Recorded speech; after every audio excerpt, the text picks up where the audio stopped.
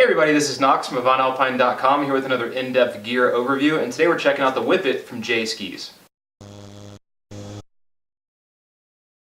Hey everybody, welcome back, and once again we're checking out the J Skis WhipIt today, and I think first and foremost what we want to knock out is a little bit about how this ski is characterized and marketed by J Skis, as well as who we think it's for.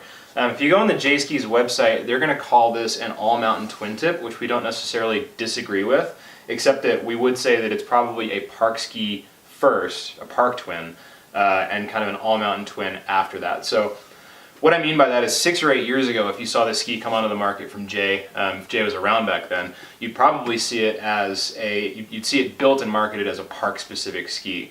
But these days, very few companies are doing park-specific skis anymore, and really only the biggest companies seem to have a park-specific ski in their lineup, like your Vocals, your K2s, whatever. Smaller companies like J that have maybe 5 or 6 models in the line at the same time, versatility is the name of the game. So this is, to us, a park ski that has some kind of newer all-mountain ski design elements in it that we'll talk about in a second. But when I say it's a park ski, what I mean is it's very lightweight, traditional construction. There's no metal in this thing. It's got a good medium flex for soaking up takeoffs and landings. Good bit of traditional camber underfoot, which we'll show you in a second, which is great for gripping on takeoffs and landings. Also great for gripping rails. Full twin tip, etc. Very, very light throughout, but you get that good snappiness anyway from the maple core that we'll also talk about. But really good light swing weight, light, low profile package. Just an excellent park option. So really, who's this ski for? Well, park skiers to begin with, first and foremost. That it pretty much checks all the boxes of a good park ski. East Coast all-mountain skiers, people that ski East Coast, Midwest, US, that don't typically get really large storm totals and don't really need a lot of float in their all-mountain ski. So this 90mm waist isn't going to give a ton of people a lot of float. So if you're typically skiing somewhere that doesn't get big storms, this is probably going to be a decent ski for you all over the mountain, assuming you don't need the grip and edge hold of a more racy ski. So this is going to be sort of a medium flex ski. It's going to go, you'll be able to hold decent speed with it, but there's going to be some chatter to it when you lay it over and really haul on the groomers.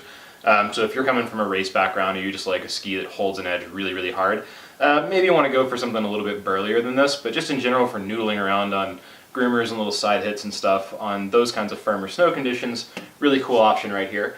For my lighter guys, your guys in like 160 pound range and under, 90mm waist might give you enough float for where you're skiing, but if you're getting out west into those bigger mountains with like all kinds of variable terrain, larger hits, cliffs, big steep, big mountain stuff, this ski probably is going to start getting a little bit overpowered when you get into that bigger terrain, and you get into those steeper storm totals. So if you're a lighter skier and you're not going to be pushing the ski to its absolute limits, it might be enough for you in situations like that, but just think about what you're typically skiing. If you're skiing a lot of park, sure, absolutely. If you're trying to get all over the mountain, ski cliffs and big stuff, maybe go into something a little bit burlier, maybe go up to like 105mm waist, which is what we typically ski in an all-mountain ski, and leave this one alone except for park. Okay, so let's start talking a little bit about the design of the ski and how it achieves that sort of split between being a true park ski and a general all-mountain ski. How does it achieve that sort of balance? Starting with the construction, it's a very traditionally constructed ski,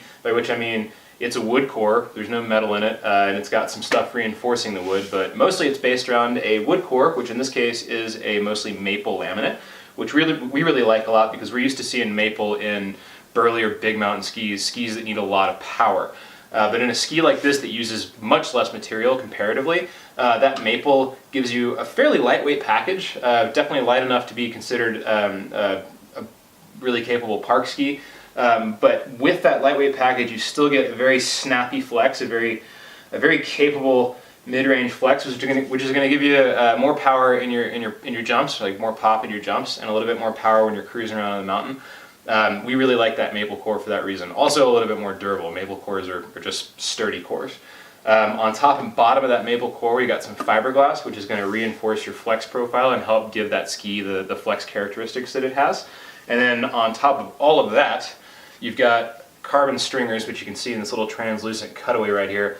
And those are just going to help dampen and calm the ski down a little bit, as well as continue to reinforce what's going on with the fiberglass and the wood. So really like the core construction on this thing, lightweight, but somewhat powerful for a park ski. So very, very capable, well-rounded core construction here in this package. Definitely see why they can characterize it as an all-mountain twin tip without it being too park specific, although it is, we think, going to be an excellent park ski for a lot of people. All right, moving finally into side cut shape and camber profile. This ski has an average of a 20-meter turning radius on it across all the sizes that it's available in, which is pretty long for a park forward ski. But because of that medium flex, if you really power into this ski and use all of the flex, you can tighten up that turn radius really quickly. So you're getting it down from 20 meters to maybe 14, 15, 16 if you're really powering into the ski. It'll tighten up those turns for you. Moving into camber, when you put these two together, this is kind of where it differs from a traditional park-specific ski. Right here, without any weight on it, you've got your early rise starting where my fingers are. If this was a park-specific ski, there'd be almost none of this. Once you've got weight on it, it opens up a little bit and dials back to about here. So this is where your early rise is starting. This is a pretty considerable amount of rocker compared to traditional park-specific skis.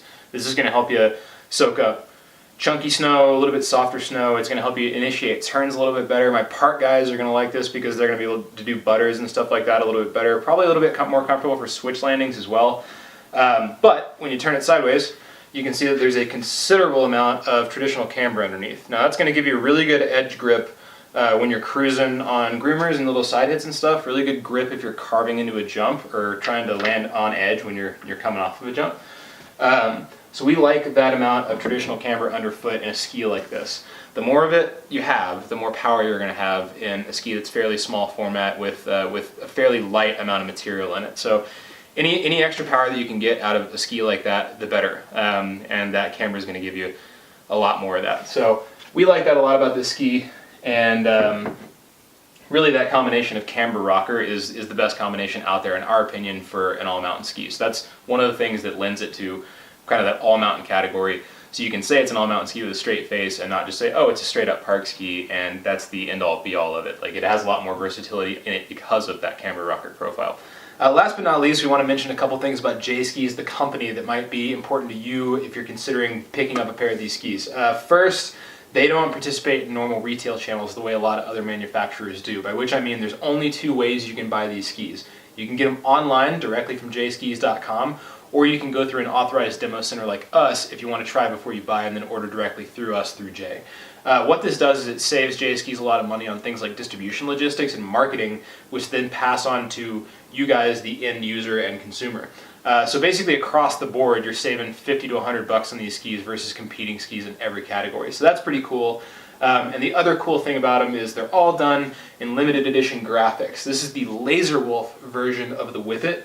I believe only 150 or 200 of these were pressed, and when they finish pressing a graphic, they don't do them ever again. So once you've got this graphic of the particular J ski that you order, you're one of 150 to 200 people in the world that have that ski. So you end up with a really cool, limited, almost custom look at a very, very good discount, almost discount sort of price. Like, you're going to get a custom looking ski without having to pay custom ski prices, which we think is pretty cool.